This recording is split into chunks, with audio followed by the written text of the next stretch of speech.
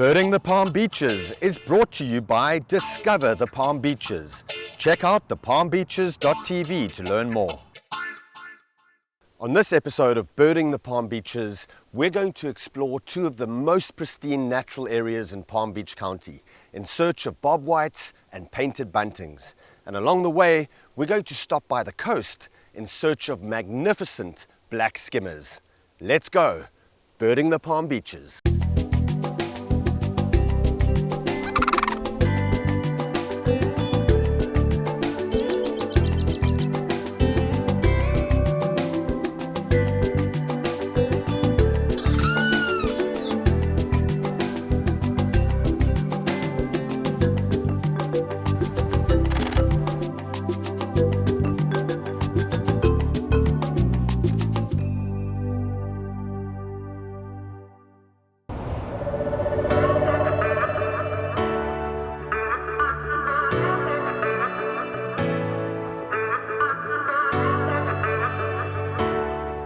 Palm Beach County is one of the largest and most eco-diverse counties in all of Florida, and the Palm Beaches are a paradise of never-ending outdoor activities and things to do and see.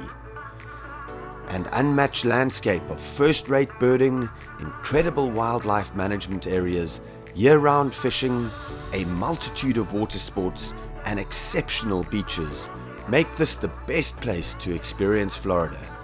From the Everglades to the Atlantic Ocean, you are sure to find things to do that will stoke your passions and make lasting memories. Here in the Palm Beaches, birding and wildlife viewing is a big deal, even bigger than you might imagine. In fact, birding is second only to beach-related activities as a form of outdoor recreation for both visitors and residents.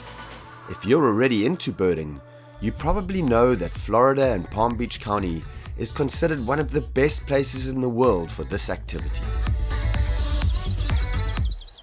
South Florida is a birding mecca, from the colorful and distinctive natural populations of wading birds to the specialties like Florida scrub jays and red cockaded woodpeckers, combined with the winter migration of flocks from up north. Palm Beach County is truly a birdwatcher's paradise.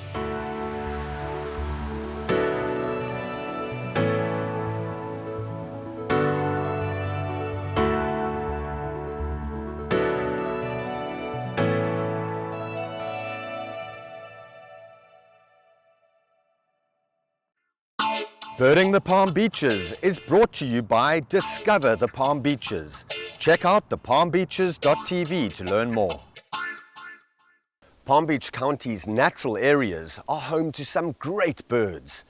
Pine Glades and Frenchman's Creek are two very productive natural areas and home to two very special birds.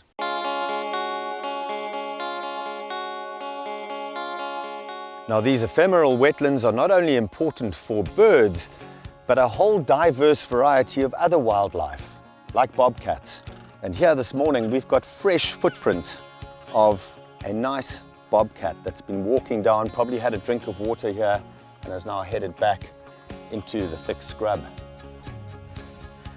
So we're still in Pine Glades and we're about a mile down south of the parking lot here.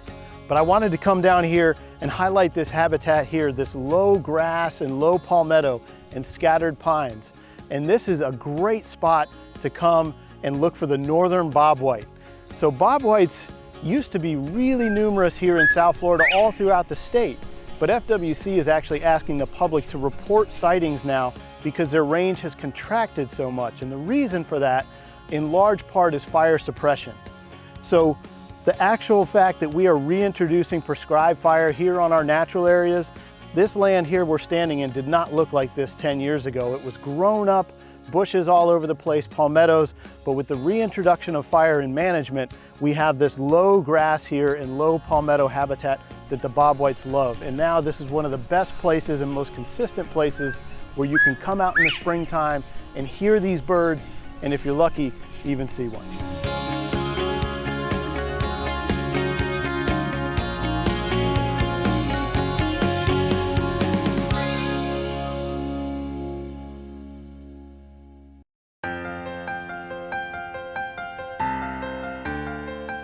So we've been to some amazing spots this morning. What more have you got in store?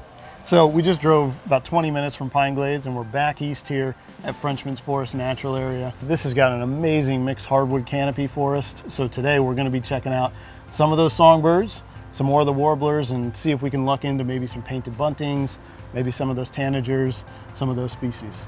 Awesome.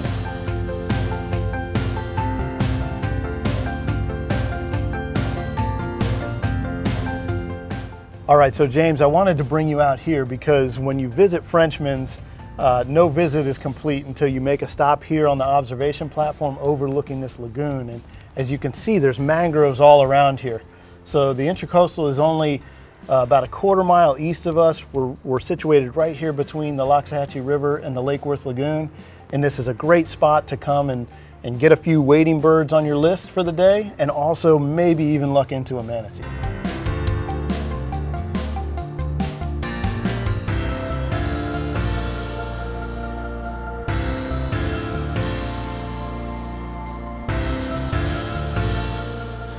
So Frenchman's Forest is known for, I suppose, a lot of warblers in this habitat, right? Right, absolutely. So this is kind of one of the best spots to come, especially during the winter.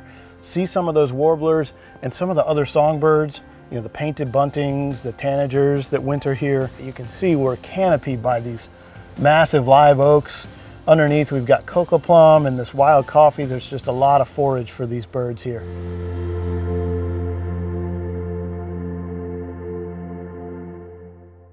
Oh, there we've got a painted bunting male. You see that? Beautiful. Yeah, right in here. He just dropped into this brush here.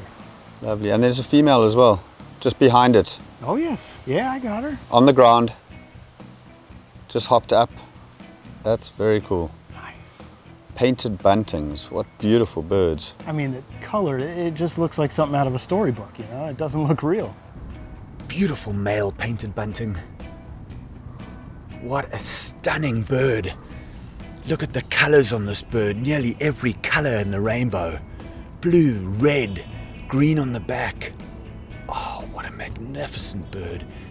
And you know, a lot of people think that painted buntings are buntings, but they're not actually true buntings. They are related to the cardinals, and they're part of the cardinal family. Wow, what a beauty this male is. And like most of the cardinal-like buntings, the males are brightly colored and the females are very, very drab. You can see the female is a very uniform green color. And also the young males will look just like the females until they brighten up and get their coloring. Painted buntings are listed as near threatened by the IUCN. And the reason for that is there's been a dramatic decline in their numbers over the years because they are captured in great numbers in their wintering grounds for the cage bird trade. Painted buntings range from the eastern seaboard of the United States of America down through the south, and then they winter in the Caribbean and Central America, all the way down to Panama, Costa Rica, and other parts of Central America. So the amazing thing about painted buntings is they have a cut-off line around about the Space Coast in northern Florida, and that's where from there northwards you'll see them almost year-round. But down here you're only likely to see painted buntings during the winter time, and this is one of the best places to see them. Just goes to show you, you can get out beyond your doorsteps here in Palm Beach County. Remember, go to the website pbcnaturalareas.com to learn more about these fantastic places. This is Birding the Palm Beaches.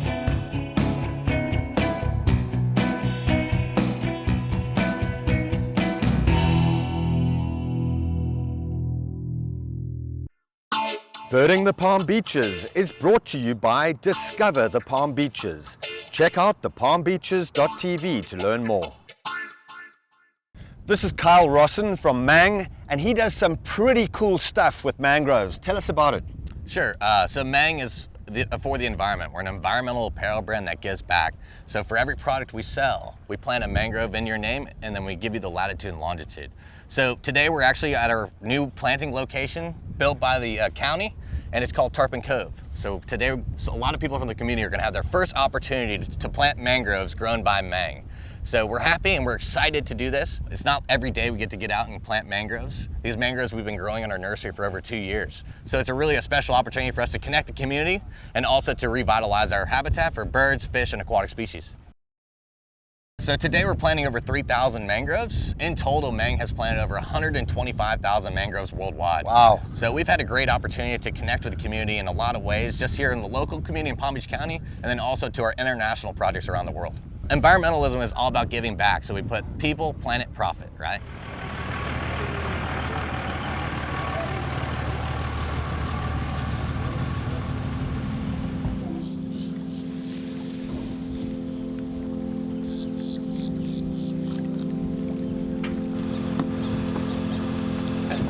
Good launch, baby.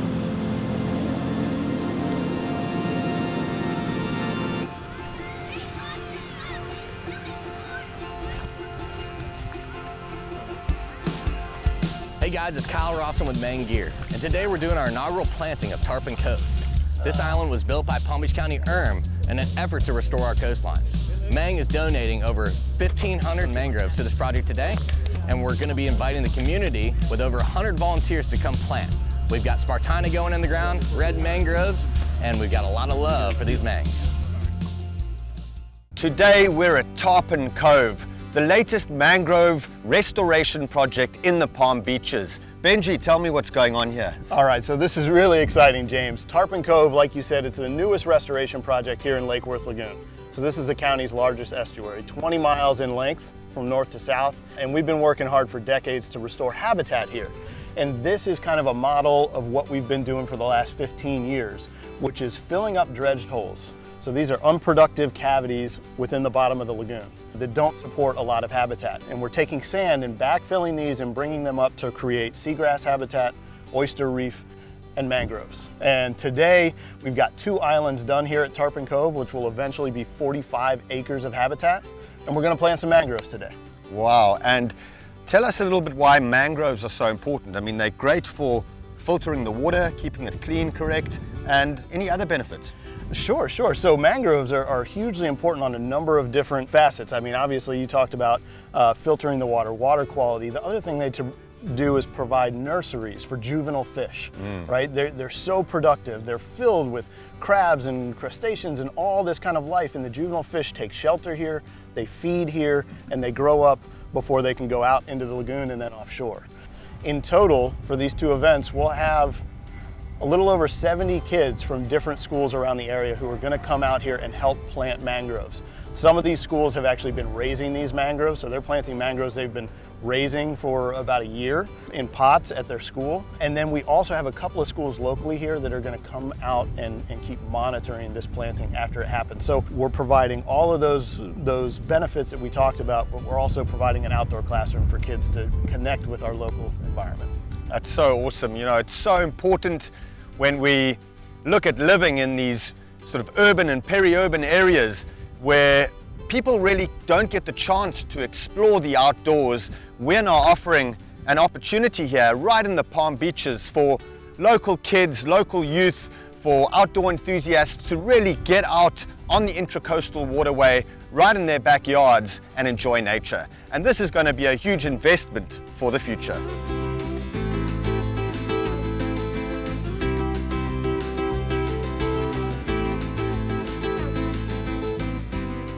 So this whole mangrove project is really a community effort, right? You're getting everybody from the community involved. I see we've got the West Palm Beach Fishing Club here, for example. Tell us a little bit about the partners involved. Right, so partnerships have been integral to this project, right? And it started, Palm Beach County we're the ones doing the restoration, but we got the sand for free, and that was from Rybovich Marina as well as Florida Inland Navigation District. They were doing dredging projects, and instead of disposing of the fill, they brought it here and placed it for free for us. So all of this sand that was used to create these islands, we got for free, so this is really efficient. Mang Gear is here, an awesome local apparel company. They're donating 1,200 mangroves today to be planted on the island. And then we also have the LSIG community, which is right where these islands are here in West Palm Beach, who are coming out to plant, and over 2 planting projects, about 70 school kids are going to be out here as well. It's just a fantastic way to not only build habitat, but also engage the community in caring about the nature that's right on their doorstep.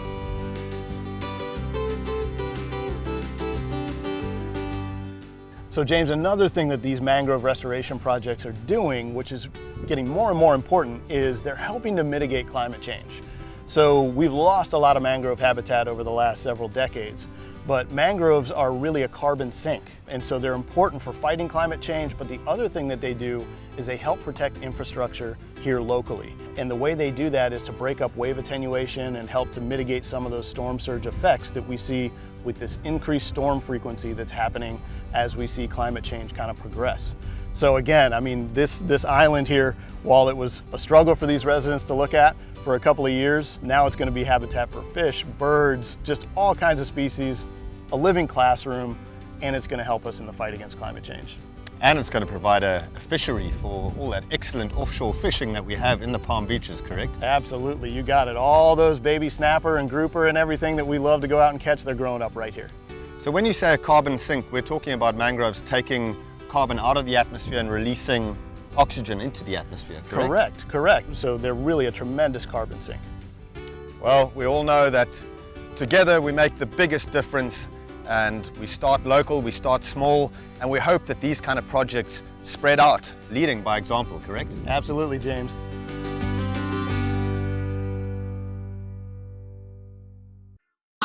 Birding the Palm Beaches is brought to you by Discover the Palm Beaches. Check out thepalmbeaches.tv to learn more.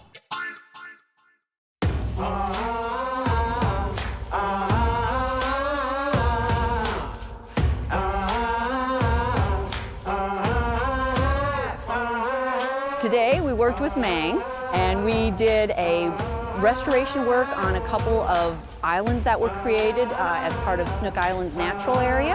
And we took, I want to say, around 36 volunteers to 3 separate islands, and I think it was around 800 mangroves or so that got planted today. I know Lake Worth Lagoon over the past decades has been pretty much concreted to death. A lot of the original mangroves that were here were destroyed with barriers along the seawalls. And I know fishermen are very happy with Snook Islands because I've heard of the big fish that they're catching out there. And so we're looking forward to watching them grow up and create some habitat for birds and fish and other wildlife.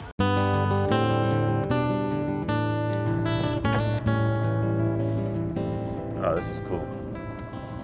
Just pulling up here into a restorative mangrove project, and I'm here with Kyle from Mang. Tell us a little bit about Mang and what you guys do. Sure. So Mang is an environmental apparel brand, and our focus is to restore coastlines. So for every product we sell, we plant a mangrove. So this is one of our first projects actually. It's called Bryant Park, and it's a southwestern island. And recently we just did a little restoration here, and we're just checking it out just to make sure our mangs are still kicking. So we're going to spend this morning out with Kyle. He's going to take us around these mangrove islands. We're in a place called Snook Island's natural area in Lake Worth. And we're also going to spend some time with Benji Studt, who's going to be launching some kayaks and heading in the same area that we're going to be heading.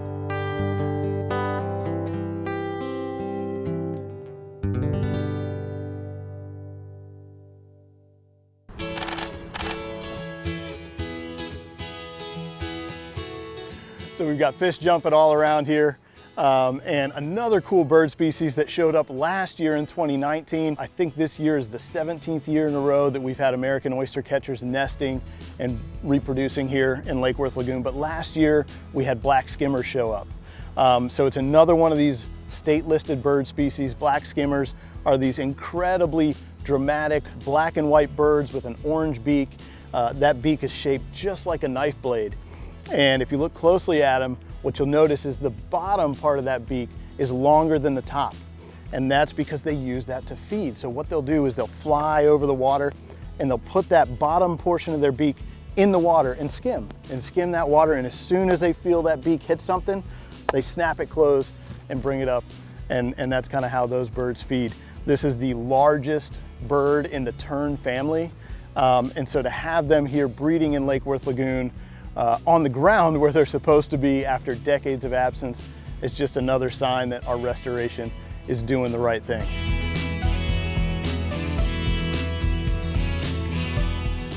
So we're going to plant a red mangrove, and Kyle's going to demonstrate exactly how that is done. Is there anything special to it? You know, planting red mangoes is actually very similar to planting trees. You're gonna dig a hole, place it in the hole, make sure it's got the proper depth, and then just fill sediment on top. We don't really need to pack it too tight because we've got this great tide coming in, and that's gonna really settle all the sediment, and it's gonna suction itself into the ground.